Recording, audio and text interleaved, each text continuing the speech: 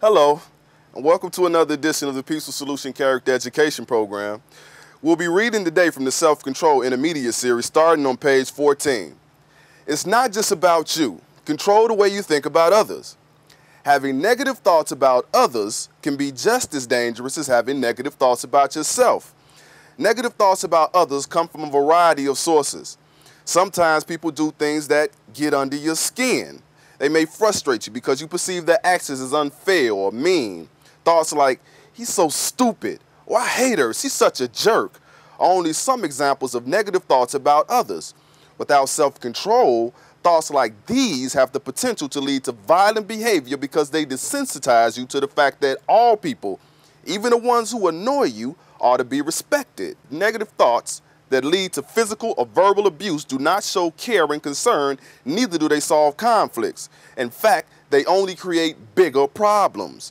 It's up to you to control your thoughts about others so that you can interact with compassion and empathy. This means to have care and concern regarding another's physical, mental, and emotional well-being. It takes a lot of self-control to direct your thoughts away from how someone is treating you and focus instead on what you can do to solve your differences, but it can be done. There will be an entire chapter on how to positively resolve conflicts so that you do not have to resort to violence and aggression.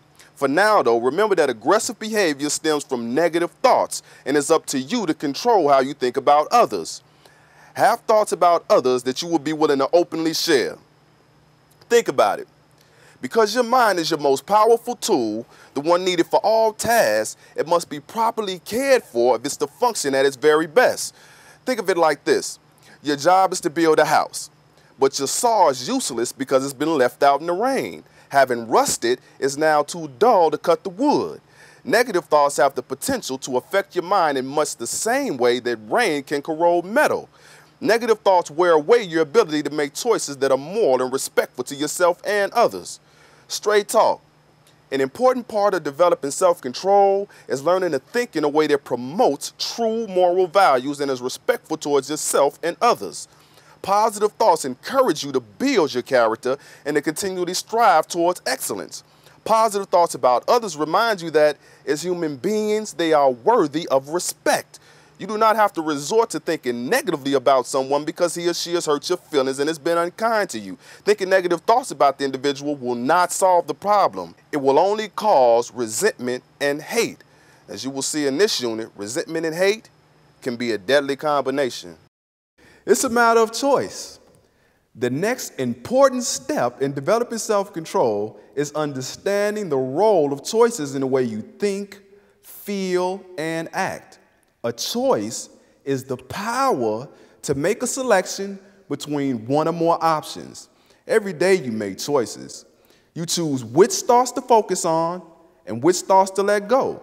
You choose to get up in the morning and what you'll eat for breakfast, or even if you will eat breakfast. Some options in life are harmless and have no significant consequences. For example, it doesn't matter if you choose to wear your red sweater or your blue sweater to school.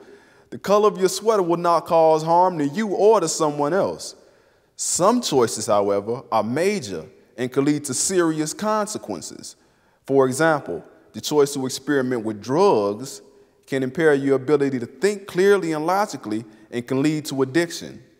Be careful of the choices you make. Some choices you'll only get to make once.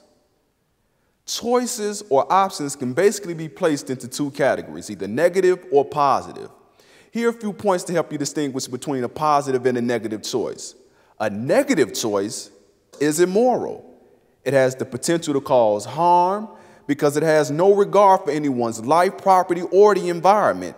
Teasing others, stealing, and vandalism are examples of immoral choices. A negative choice is chosen out of ignorance or in haste. That is, without getting all of the facts to make an intelligent decision. For example, you assume that someone is talking badly about you, and without getting all the facts, you choose to ignore them in retaliation. A negative option is showing disrespect for authority. It disregards the position of one who is in charge and responsible for you. Parents and teachers are examples of authority figures. A negative option is disobeying the rules, blatantly disregarding the rules and choosing not to follow instructions given. For example, choosing to talk when the classroom rule is to be quiet during instruction disrupts the learning process. All negative choices have consequences. Some consequences can be immediate, while others may be delayed and may not be seen until later in life. Negative choices that can lead to consequences are bullying. This could lead to hurting someone physically or verbally, being kicked out of school. Sniffing glue, it damages the brain cells so that you can't think clearly. Refusing to participate in physical education, for example. It can result in being sent to the principal's office, failed in a class, and in school suspension. Or maybe something like stealing someone's wallet. It gets you branded as a thief. You suffer from the guilt of depriving the owner of his money. A positive option brings rewards. A positive option is moral. It shows value for life, yours and others, and it respects the possessions of others and the environment. For example, accepting the ethnic diversity of others, being honest, and being careful to dispose of trash appropriately are moral choices that actually cause others to think more highly of you. A positive option is based on proven facts. By educating yourself, you can make intelligent moral choices. For example, you learn about the dangers of smoking and choose never to smoke. Setting your standards higher causes others to look up to you for decisions. A positive option respects authority, regards the position of one who is in charge and is responsible for you. For example, showing respect for parents and teachers by listening to and following their instructions, which are for your benefit, causes others to respect you. A positive option obeys the rules. Rules are given for our knowledge, safety, and to help things run smoothly. For example, sitting quietly and paying attention to the teacher as you've been instructed helps you to gain much more knowledge than those who don't. Having knowledge will help you to become an instructor of others. Positive choices can lead to rewards. A reward is not always something tangible, such as a gift or other material gain. Sometimes the reward is simply the satisfaction of knowing you've made a right choice.